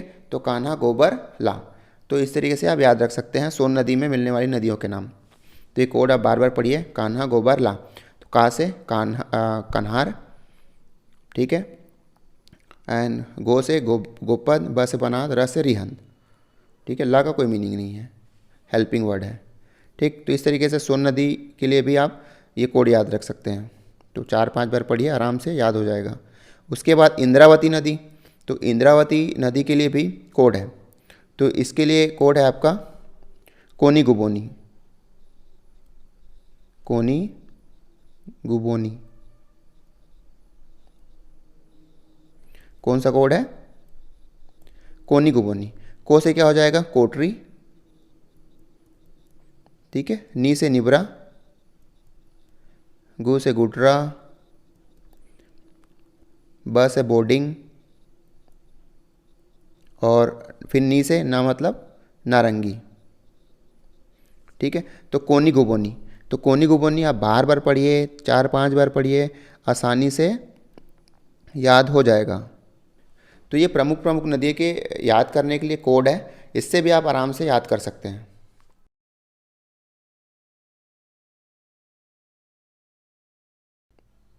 तो अब तक हमने देखा छत्तीसगढ़ की नदियों के बारे में प्रमुख प्रमुख बातें। और कौन कौन अन्य बातें हैं वो उसको हम देख लेते हैं, जो बहुत ही इंपॉर्टेंट है एग्ज़ाम पॉइंट ऑफ व्यू से। जैसे छत्तीसगढ़ में नदी का अपवाह तंत्र कितना है, ठीक है। तो कौन कौन से अपवाह तंत्र छत्तीसगढ़ में मिलता है, तो मैंने बताया था आपको महानदी अपवाह तंत्र, गोदावरी, गंगा नदी, ब्राह्मणी और नर्मदा। तो ये 5 अपवाह तंत्र छत्तीसगढ़ में पाए जाते हैं। तो महानदी अपवाह तंत्र का जलग्रहण क्षेत्र या जलग्रहण प्रतिशत में कितना है, 55 से 58%, ठीक है। लगभग 55 से 58% है। जलग्रहण क्षेत्र मतलब कैचमेंट एरिया कितना है, या फिर जलग्रहण टोटल पानी का 100% में से 55 से 58% छत्तीसगढ़ में महानदी का जल है, ठीक है। गोदावरी नदी कितना है, 28%, जस्ट आधा कर दीजिए इसको, आधा, ठीक है। 56% आधा कर दीजिए, 56% लेकर आधा कर दीजिए, 28% हो गया। अब 28% को आधा करेंगे तो 14 दिन 28 होता है। तो गंगा नदी का कितना अपवाह तंत्र है, 14%। तो याद रख सकते हैं ये भी आधा है, आधा रख सकते हैं, ठीक। और ब्राह्मणी नदी बहुत ही छोटा नदी, ब्राह्मणी नदी जिसमें शंख नदी ही एक आता है जसपुर जिला में, तो उसका 1% है। और इसका भी हम आधा करेंगे तो 0.5% होता है। वो किसकी है, नर्मदा नदी। नर्मदा नदी जो कौन कौन सी नदी इसमें शामिल है, बंजर और ताड़ा, ठीक है। तो ये सभी नदियों के बारे में मैंने पिछले क्लास में बता दिया आपको। तो इस तरीके से आप किस अपवाह तंत्र का कितना प्रतिशत है छत्तीसगढ़ में वो याद कर सकते हैं। बस आधा करते जाना, एक याद रखो, बाकी सब आधा करना है। उसके बाद देख लेते हैं नदी के किनारे बसे शहर। तो जी आपको वो नदी जैसे उद्गम स्थान से कहाँ से होकर जाती है वो सभी शहर याद रखने हैं, लेकिन कुछ इंपॉर्टेंट शहर हैं जो एग्ज़ाम में पूछा जाता है। जैसे धमतरी, जैसे महानदी है, तो महानदी कहाँ से निकले, धमतरी से। तो धमतरी भी वो शहर आ जाता है जिसके किनारे बसा हुआ है, नदी के किनारे बसा हुआ है। राजिम आ जाता है, सिरपुर आ जाता है, सिवरी नारायण। तो सिवरी नारायण, धमतरी, राजिम तो आपको पता ही है, सिरपुर और याद रख लीजिए, ठीक है। शिवनाथ नदी, तो दुर्ग और राजनांदगांव, बहुत सारे शहर आते हैं। लेकिन जैसे दुर्ग है तो दुर्ग से 2-3 नदी जाती है, लेकिन मुख्य नदी जो जाती है उसी के किनारे बसा हुआ मानते हैं। तो शिवनाथ नदी जाती है दुर्ग, तो दुर्ग को याद रखिए। इसमें हसदेव नदी, तो हसदेव नदी तो कोरिया से आती है, ठीक है। कोरिया से पेंड्रा होते हुए बिलासपुर तक आती है। लेकिन कोरबा में सबसे बड़ी नदी क्या है, हसदेव नदी बहती है, तो उसको हम उसके किनारे बसा हुआ मानते हैं। तो हसदेव नदी में याद रखना है कोरबा और चांपा, ठीक है। चांपा तो पता ही है आपको, चांपा में आता है। खारू नदी, तो रायपुर याद रखिए।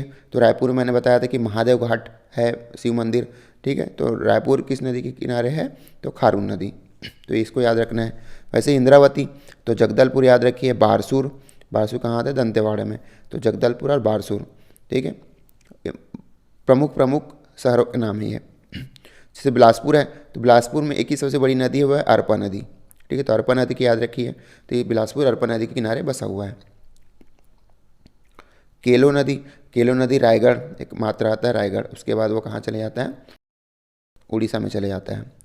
नारंगी, तो नारंगी नदी, तो नारंगी कोंडागांव को याद रखना है ना। एक और नदी निकलती है बोल्डिंग, तो ये नारंगी की नदी कोंडागांव एंड बस्तर याद रख सकते हो, बस्तर किनारे भी, क्योंकि बस्तर में जाता है अल्टीमेटली ये। दूध नदी, तो दूध नदी आपको बताया था किसकी सहायक नदी है, महानदी, जो कांकेर से निकलती है और कांकेर में ही मिल जाती है। तो कांकेर किस नदी किनारे है, दूध नदी, ठीक है, ये आता है।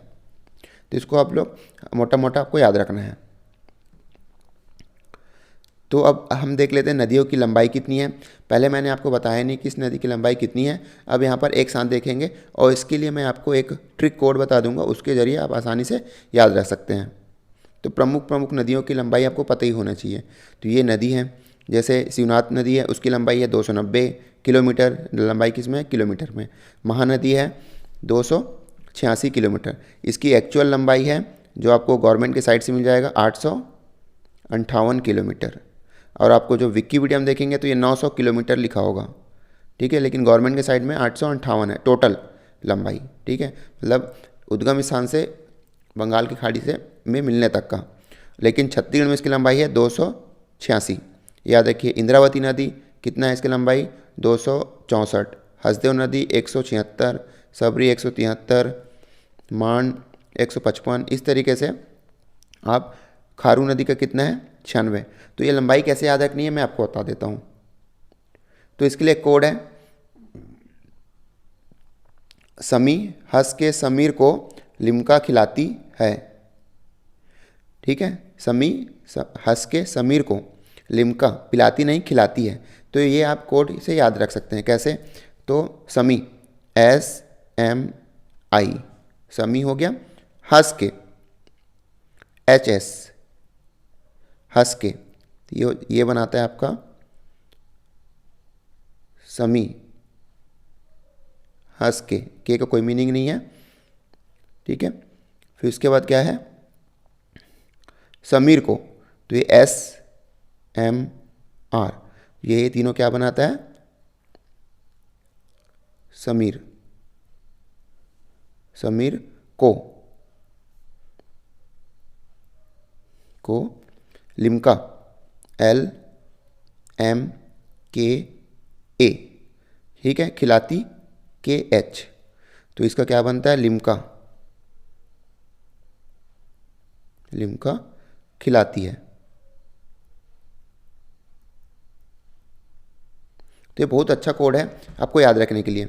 समी हंस के समीर को लिम्का पिलाती नहीं खिलाती है। अब इस तरीके से याद रखना है। तो समी SMI ऐसे क्या हो जाएगा शिवनाथ नदी, महानदी और इंद्रावती। इस तरीके याद रखते हो तो ये तीनों जो समी है SMI ये 200 में है, 290, 286 और 264। तो इस तरीके से आसानी से याद रख सकते हैं 200। और हंस के मतलब H से हंसदेव, स से सबरी, तो दोनों की लंबाई 176 है और 173 है, दोनों आसपास है। तो इस तरीके से आप याद रख सकते हो 176 और 173। उसके बाद समीर को मतलब उसमें आता है SMR। ठीक है, तो SMR मतलब यहाँ पर स से सबरी हो जाएगा, MR मतलब मान नदी और इसमें आ जाता है रिहन नदी। तो इसमें देखिए इसमें इसकी लंबाई 155 145 है, आसपास है तो याद रख सकते हैं। तो ये जो यहाँ से यहाँ तक है ये सभी मतलब हसदेव से रिहन तक ये सभी 100 में है। ठीक है, 100 में है, 100 में, तो ये याद रख सकते हो। तो 176 है, 173, 155, 145, तो ये 100 में। जैसे ऊपर वाला कितना था 200 में था। अब देख लेते हैं इसका तीनों के एक साथ याद रखिए इसको। को मतलब कोटरी, लिम्का LMKA। तो याद है कि इसमें देखिए 135 है, 135 है, 134 है, तो ये आसानी से याद रख सकते हो इसको। कोटरी का 135 है, लीलागढ़ का 135 है, मनियारी का 134 है। उसके बाद कन्हार और देखिए इसमें अरपा दोनों किसमें 100 में है, 115 है और 100 है। तो अरपा नदी की लंबाई 100 है, कन्हार की नदी की लंबाई 115 है। ठीक है, तो ये आसपास है तो आप आसानी से याद रख सकते हैं। उसके बाद खारून है तो 96 है इसका। तो इस तरीके से आपको याद रखना है। ठीक है, तो कोड क्या है समी हंस के समीर को लिम्का खिलाती है। तो समी मतलब SMI, हंस के HS आ जाएगा, समीर को SMR।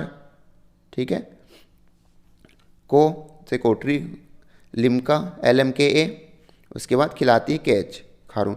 तो यही प्रमुख नदियों की लंबाई आपको याद रखनी है। तो बढ़ते ये आपके घटते क्रम में है।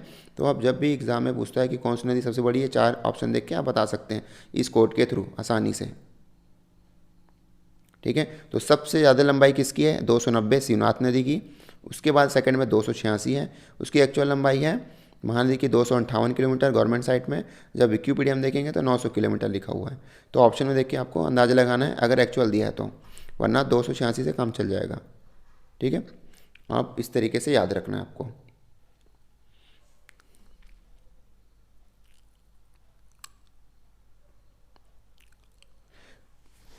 उसके बाद आ जाते हैं नदियों के प्राचीन नाम। यह भी बहुत इंपॉर्टेंट है कि नदियों के प्राचीन नाम क्या हैं। ठीक है, पुराने ज़माने में हम इसको क्या कहते थे। तो देख लेते हैं महानदी। तो महानदी का बहुत सारा नाम है। क्या क्या नाम है नीलोत्पला, चित्रोत्पला, महानंदा, कनकनंदनी, ऋषितुल्या, महानदी एक है आपका, और महाश्वेता। तो ये सभी महानदी के प्राचीन नाम हैं। क्या है नीलोत्पला, चित्रोत्पला, महानंदा, कनकनंदनी, ऋषितुल्या, महानदी और महाश्वेता। तो इस तरीके से आपको याद रखना है, 2-3 बार पढ़ेंगे तो आसानी से आपको याद हो जाएगा। शिवनाथ नदी, ये आसानी से, एक तो है आपको शिवा, शिवा मतलब शिवनाथ, ठीक है, इस तरीके से याद रख सकते हैं। और सुन्नी, तो सुन्नी और शिवा 2 शिवनाथ नदी की प्राचीन नाम है। इंद्रावती, इंद्रावती की है मंदाकिनी, ठीक है, देखो सेकंड में द है, यहाँ भी द है, इंद्रावती मंदाकिनी, तो इस तरीके से याद रखना है। सबरी, कोलाब, तो सबरी को हम क्या बोलते हैं, कोलाब नदी, प्राचीन नाम है इसका। हसदेव का हस्तु सुमा, आराम से याद हो जाएगा, हस से हस्तु, ठीक है, हंस रहा है यहाँ भी और यहाँ भी हस्तु सोमा आ रहा है, तो याद है। पैरी से पलासनी, तो ये प से आ रहा है पैरी, ये भी प से पलासनी, तो इस तरीके से याद रख सकते हैं, पैरी से पलासनी। रिहन, ये काफ़ी सिंपल होता है, रिहन का रैंड हो गया, रैंड आ रहा है मतलब रिहन। रेणुका, अगेन र से है रेणुका, और एक अलग से नाम है अरण्य, ये याद रखना है आपको। तो रिहंत का ये 3 नाम है।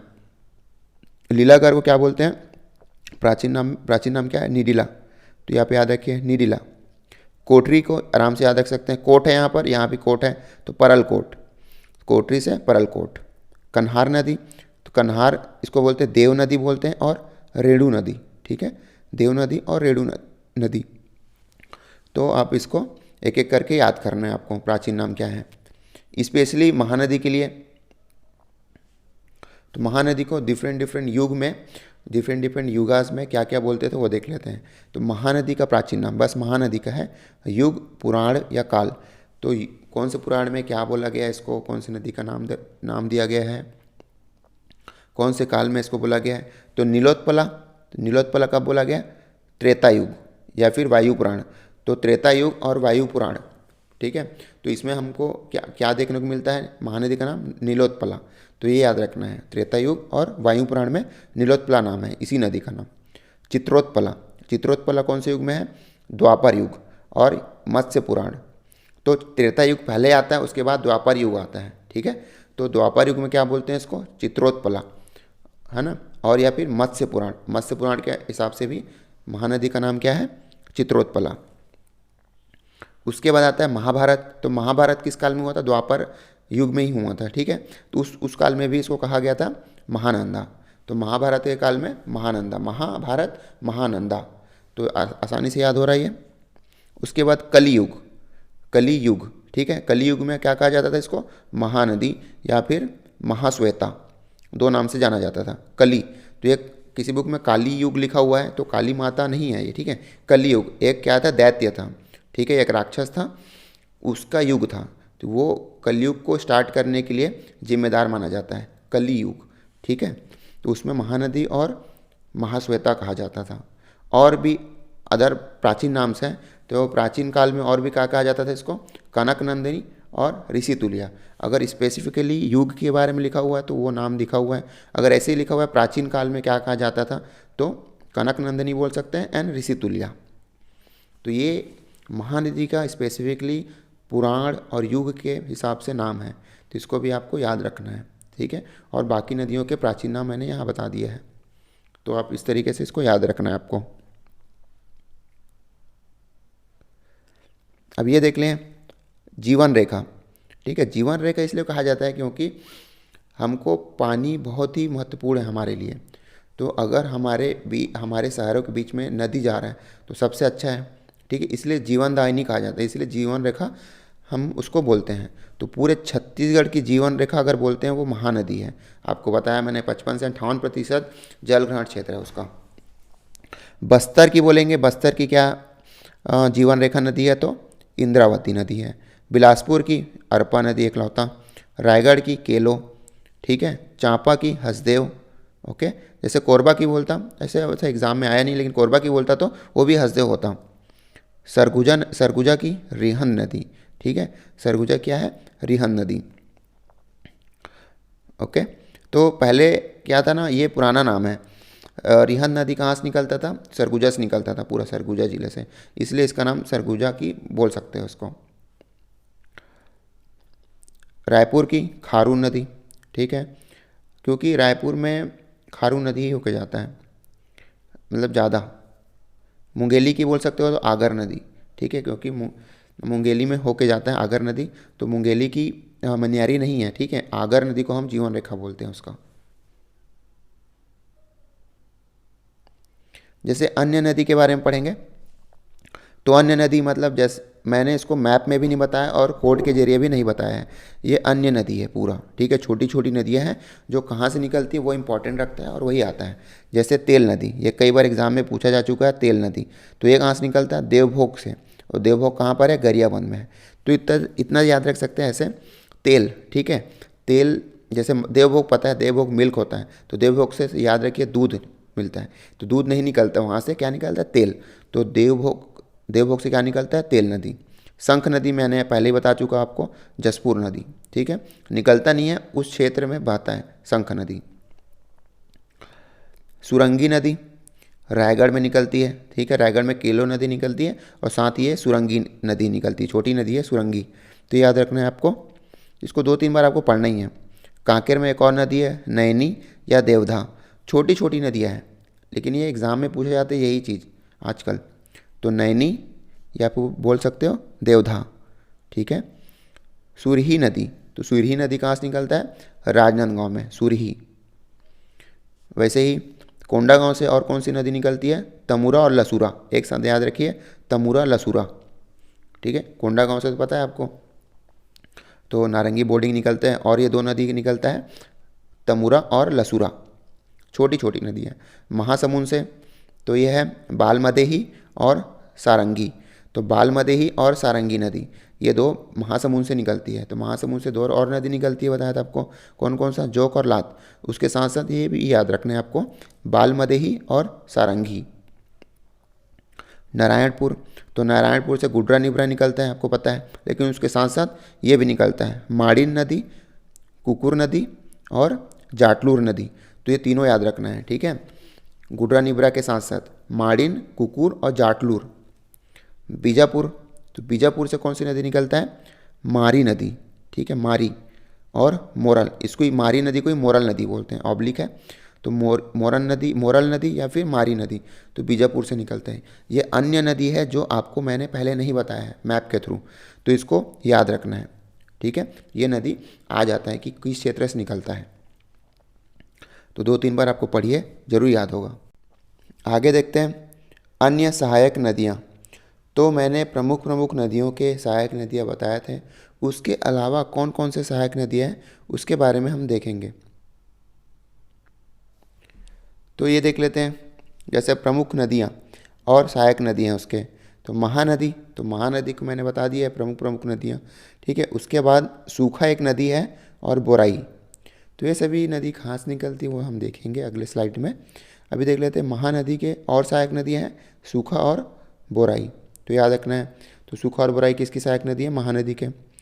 तो कन्हार नदी, तो कन्हार नदी की सहायक नदियाँ सिंदूर, पैगन और गलफुआ, ठीक है। तो मैं बीच बीच में आपको कुछ तरीके ही बताऊंगा आपको कैसे इसको याद रख सकते हैं, ठीक है। तो जैसे आप देख सकते हैं सिंदूर, पैगन, पैगन मतलब पैजन, या फिर गलफुआ, तो अगर सिंदूर और पैगन नहीं देते किसी लड़की को तो वो गाल फुला लेती है, तो इस तरीके से एक साथ याद कर सकते हैं, सिंदूर, पैगन, गलफुला, गलफुआ, गलफुला, ऐसे करके याद कर सकते हो।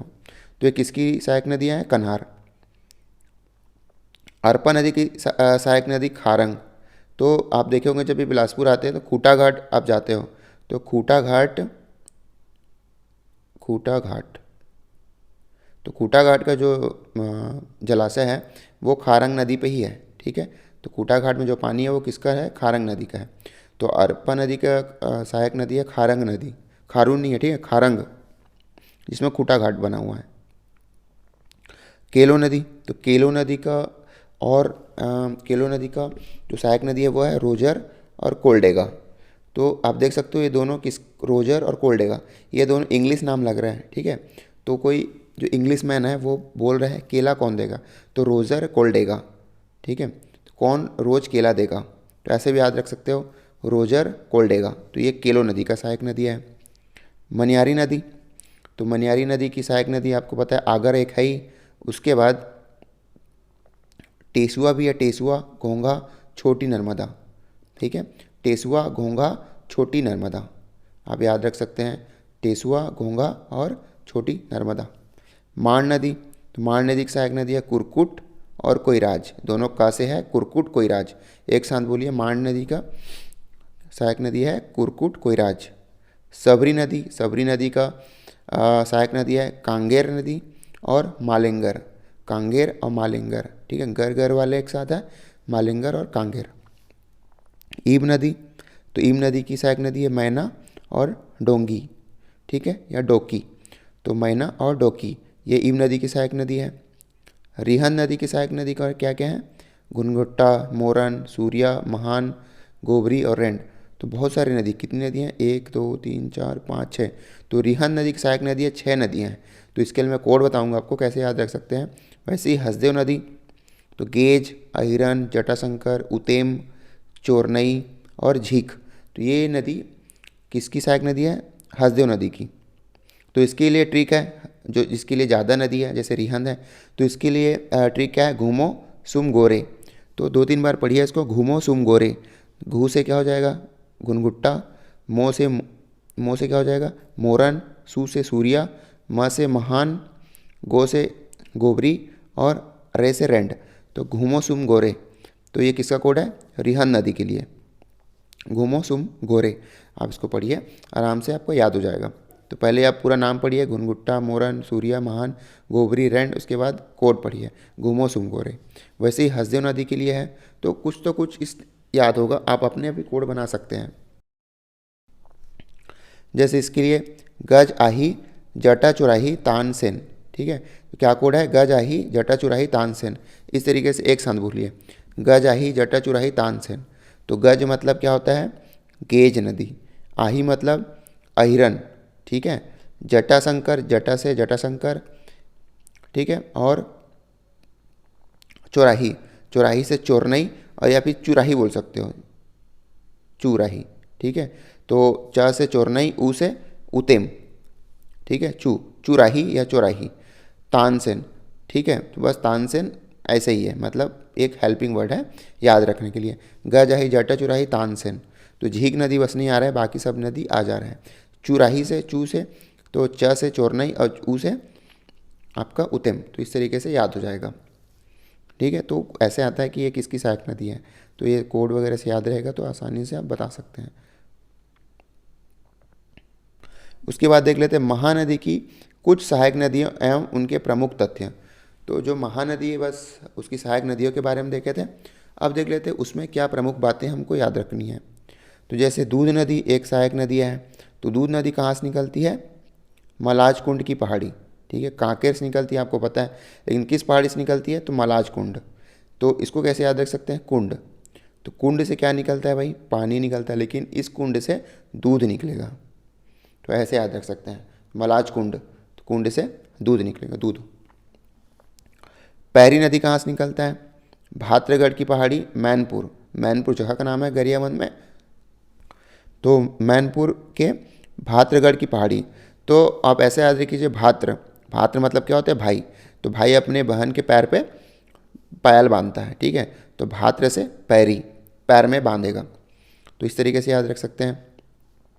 जोक नदी, तो जोक नदी कहाँ से निकलती है? सोनबेरा की पहाड़ी, ओडिशा। तो जोक नदी को मैंने आपको बताया है महासमुंद से निकलती है, लेकिन वो एक्चुअली महासमुंद से नहीं निकलती, वो उड़ीसा से आती है। तो कौन से पहाड़ से निकलती है? सोनबेरा की पहाड़ी, ठीक है। तो जनरली हम मानते हैं कि वो महासमुंद से निकला है, लेकिन वो सोनबेरा की पहाड़ी से निकला है, ओडिशा में। ईब नदी, तो ईब नदी कहाँ से निकला है? खुर्जा की पहाड़ी, ठीक है। खुर्जा की पहाड़ी कहाँ है? पंडरापाट, जसपुर। तो पंडरापाट नाम का जगह में खुर्जा की पहाड़ी है, वहाँ से ईब नदी निकला है। और एक और खासियत बात क्या है, इस नदी पे सोने के कण पाया जाता है। तो इस नदी में सोने के कण पाए जाते हैं, मतलब सोना पाया जाता है ईब नदी पे। केलो नदी, तो केलो नदी आपको कौन से पहाड़ी से निकलता है? लुडेंग की पहाड़ी। तो लुडेंग की पहाड़ी कहाँ है? लेलुंगा नाम के जगह पे जसपुर में है।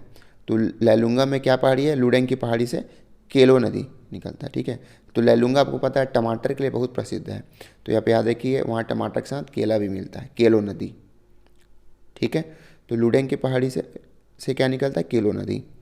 वैसे मांड नदी, तो मांड नदी कहाँ से निकलता है? मैनपाट से निकलता है, ठीक है। मैनपाट सभी घूमने जाते हैं, वहाँ से मांड नदी निकलता है, सरगुजा से।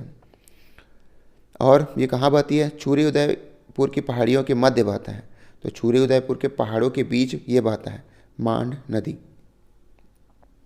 तो ये महानदी की जो सहायक नदी हम पढ़े हैं उसी के बारे में है ये, कि कौन सा नदी कहाँ से और किस पर्वत से निकलता है। वैसे ही हम देख लेते हैं शिवनाथ नदी, ठीक है, और उसके प्रमुख तथ्य, तो उसकी सहायक नदियाँ तो देख लेते हैं। सबसे पहले तांदुला नदी, ठीक है, तो तांदुला नदी कहाँ से निकलता है? भानु प्रतापपुर कांकेर से निकलता है, ठीक है, भानु प्रतापपुर क्षेत्र से निकलता है कांकेर में। और इस नदी पे तांदुला डैम बना हुआ है, लेकिन ये बालोद में बना हुआ है, मैंने पहले ही बताया बालोद में बना हुआ है, ठीक है। खारून नदी, तो खारून नदी कहाँ से निकलता है? पेटेचुआ की पहाड़ी से निकलता है, ठीक है, बालोद से निकलता है, आपको पता है। और कौन से स्थान पे है? संजारी, तो संजारी नाम की जगह पे पेटेचुआ की पहाड़ी है, वहाँ से खारून नदी निकलता है। और इसी नदी पे मैंने बताया था कि महादेव घाट है ना, इसी नदी पे बना है रायपुर में, ठीक है। और क्या खासियत है इसमें? छत्तीसगढ़ का पहला सस्पेंशन ब्रिज बना है इसमें, सस्पेंशन पुल बना हो, पुल, ठीक है, जिसको हम लक्ष्मण पुल बोलते हैं।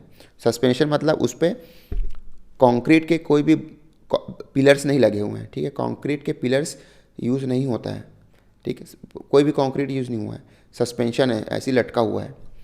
तो छत्तीसगढ़ का पहला सस्पेंशन पुल है जिसका नाम है लक्ष्मण पुल, तो खारून नदी पे, याद रखना आपको। खरखरा नदी, तो खरखरा नदी कहाँ से निकलता है? डोंडी लोहारा क्षेत्र से निकलता है, ठीक है, बालोद से, ओके। एक तो आपका खारून नदी भी बालोद से निकलता है, लेकिन खारून नदी पेटेचुआ की पहाड़ी से निकलता है, संजारी क्षेत्र से। और ये खरखरा नदी डोंडी लोहारा क्षेत्र से निकलता है। और इसमें एक बांध भी बना हुआ है जो मिट्टी से बना है, आप याद रख सकते हैं, मिट्टी से बना है।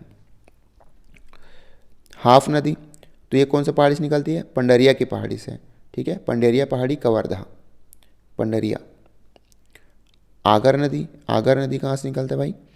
कवर्धा, है ना, और मनियारी की सहायक नदी है, ये याद रखना है आपको बस।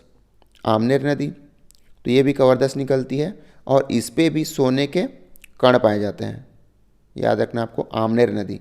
तो आमनेर नदी में भी सोने के कण पाए जाते हैं। और कौन सी नदी बताया था? ईब नदी, ठीक है, ईब नदी, और ये आमनेर नदी में भी सोने के कण पाया जाता है। तो ये हो गई शिवनाथ नदी के कुछ प्रमुख सहायक नदियों की बातें। अब देख लेते हैं गोदावरी, गोदावरी नदी और उसके प्रमुख तथ्य। ये एक्स्ट्रा है, ठीक है, ये भी आता है एग्जाम में। तो इसमें देख लेते हैं डंकनी नदी, पता है ना, गोदावरी नदी की सहायक नदी है डंकनी नदी। तो ये कहाँ से निकलता है? डांगर पहाड़ी, डोंगरी क्षेत्र दंतेवाड़ा से निकलता है।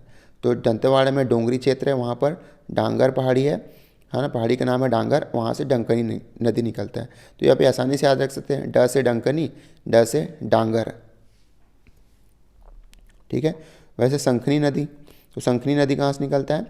नंदीराज की पहाड़ी, तो नंदी कैसे याद रख सकते हैं? नंदी, तो शंकर भगवान का सबसे प्रमुख भक्त कौन है? नंदी। तो नंदी पहाड़ पे चढ़ के क्या बजाता है? शंख बजाता है। तो नंदीराज की पहाड़ी से शंखनी नदी निकलता है, इस तरीके से याद रख सकते हैं। तो कौन से क्षेत्र में? बैलाडीला क्षेत्र में है, दंतेवाड़ा में, ठीक है। और छत्तीसगढ़ की सबसे दूषित नदी है, ये आप जानते ही हैं, और इसका रंग लाल रंग का दिखाई देता है, ये भी बता दिया था। उसके बाद देख लेते हैं नारंगी नदी, ठीक है, नारंगी नदी कहाँ से निकलता है? माकड़ी पहाड़ी से निकलता है, ठीक है, या फिर मकड़ी पहाड़ी, कोंडागांव। तो कोंडागांव में माकड़ी ढाबा भी है एक, उसी से याद रख सकते हैं, माकड़ी पहाड़ी है वहाँ, वहाँ से नारंगी नदी निकलता है। कोटरी नदी, तो कोटरी नदी कहाँ से निकलता है? मोहला मानपुर राजनांदगांव से निकलता है, ठीक है। अभी नया जिला बन गया है तो मोहला मानपुर भी ले सकते हैं इसको, लेकिन ऑप्शन में अगर राजनांदगांव है, मोहला मानपुर नहीं रहेगा तो राजनांदगांव को ही लेना है। तो मोहला मानपुर से क्या निकलता है? कोटरी नदी। और इंद्रावती की सबसे बड़ी सहायक नदी है, जितने भी सहायक नदी हैं वो कोटरी नदी सबसे बड़ी है, तो याद रखना है अपना, सबसे बड़ी सहायक नदी है इंद्रावती है, इंद्रावती की। सबरी नदी, तो सबरी नदी कहाँ से निकलता है? सिकराम पर्वत, ठीक है। तो यहाँ पे देख लेते हैं सबरी किसका इंतजार करती है? राम का, तो सिकराम, तो राम, ठीक है, इसमें आ रहा है राम आ रहा है, तो सिकराम पर्वत से निकलता है सबरी, ठीक है। वो जूठे बैर खाए थे सबरी ने, वही चीज़ है। सबरी कहाँ से निकलता है? सिकराम पर्वत से, कोरापुट क्षेत्र ओडिशा से, ठीक है, कोरापुट क्षेत्र से निकलता है उड़ीसा में। कौन से पर्वत से? सिकराम। और ये छत्तीसगढ़ और उड़ीसा के मध्य बहता है, ये भी बताया था आपको नक्शे के जरिए। दोनों के छत्तीसगढ़ और उड़ीसा के बॉर्डर पे बहता है ये। छत्तीसगढ़ की केवल एक मात्र नदी है जिस पे जल परिवहन होता है। तो किराए से आप एक जगह से दूसरे जगह जा सकते हैं फेरी की मदद से, छोटा जलयान। ठीक है, जल परिवहन इसी नदी में होता है। और इस नदी में भी सोने के कण पाए जाते हैं। तो कौन कौन से सोने के कण पाए जाते हैं भाई? ईब नदी, आमनेर नदी और ये सबरी नदी। तो तीनों नदी में सोने के कण पाए जाते हैं, सबरी नदी में भी। तो ये हो गई गोदावरी की सहायक नदियाँ।